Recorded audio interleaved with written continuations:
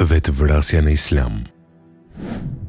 Në heshtin e thellë të shpirtit njerëzor, ekzistojnë momente kur dhimbja duket e padurueshme, kur errësira mbulon shpresën dhe njeriu ndjen se nuk ka më rrugë dalje. Në këto çaste të brishta, lind një pyetje e rëndë dhe e ndjeshme: si e sheh Islami aktin ekstrem të vetvrasjes? Në dritën e Kuranit dhe mësimeve të profetit Muhammed, jeta nuk është thjesht një përvojë personale. Ajo është një amanet, një dhuratë e shenjtë nga Allahu. Çdo frym, çdo rrajë zemre, çdo ditë e jetuar është pjesë e një urtësie hynore që shpesh te i kalon kuptimin ton të menjëhershëm. Kurani flet qartë dhe prerë për këtë çështje. Dhe mos e vrisni veten tuaj. Vërtet, Allahu është i mëshirshëm me ju. Surja Nisa 29.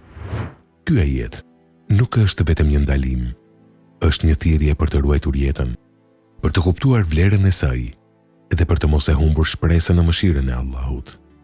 Në Islam, vetvrasja konsiderohet si një mëkat i madh, sepse ajo përfaqëson ndërprerjen e një amaneti që i përket vetëm krijuesit. Por ky gjykim nuk vjen i zhveshur nga mëshira. Islami nuk e sheh njeriun si një qenie të fortë që thjesht shkel rregullat. Ai e njeh dobësinë, dhimbjen dhe sprovat që mund të rëndojnë shpirtin. Në shumë ajete, Allahu na kujton se askush nuk ngarkohet përtej mundësisë së tij dhe se pas çdo vështirësie vjen lehtësimi. Profeti Muhammed, paqja dhe mëshira e Allahut qofshin mbi të, ka folur gjithashtu për këtë çështje me seriozitet të madh. Në hadithe të transmetuara, ai paralajmëron për pasojat e rënda shpirtërore të vetvrasjes, duke theksuar se njeriu nuk duhet të dëshirojë vdekjen për shkak të fatkeqësive që e godasin. Ai mësonte se në vend të dorëzimit, besimtari duhet kërkojë ndihmë nga Allahu dhe të qëndrojë i durueshëm në sprova. Megjithatë, dietarët islam ndër shekuj kanë trajtuar këtë temë me një qasje të thellë dhe të balancuar. Ata kanë bërë dallimin midis aktit si mëkat dhe gjendjes së personit që e kryen atë. Shumë prej tyre kanë theksuar se Allahu është gjykatësi i drejtë dhe i mëshirshëm dhe vetëm ai e di plotësisht gjendjen shpirtërore, mendore dhe rrethonat e një individi. Në traditën islame, nuk mohohet mundësia e mëshirës hynore edhe për ata që kanë rënë në këtë akt. Nuk është detyrë e njerëzve të japin gjykime përfundimtare për faktin e dikujt në botën tjetër.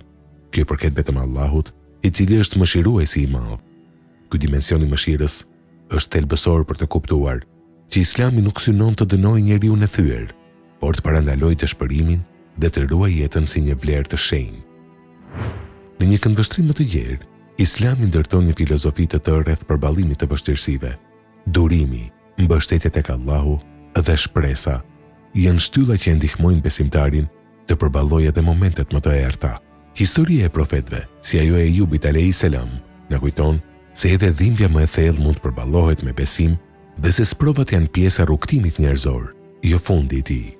Në përfundim, Islami e konsideron vetvrasjen një akt të ndaluar dhe një mëkat të madh, por nuk e ndan këtë gjykim nga mëshira, mirëkuptimi dhe konteksti njerëzor. Ai nuk e mbyll derën e shpresës, përkundrazi, e hap atë edhe më shumë për ata që vuajnë. Sepse në thelb të mesazhit islam qëndron kjo e vërtetë e fuqishme. Asnjë dhimbje nuk është më e madhe se mëshira e Allahut, dhe asnjë errësirë nuk është aq e thellë sa të shuajë plotësisht dritën e shpresës. Nëse ky rrëfim prek zemrën e dikujt që po kalon një periudhë të vështirë, mesazhi është i qartë. Kërko ndihmë, mos qëndro vetëm dhe mos harro. Jeta jote ka vlerë, sepse ajo është një amanet.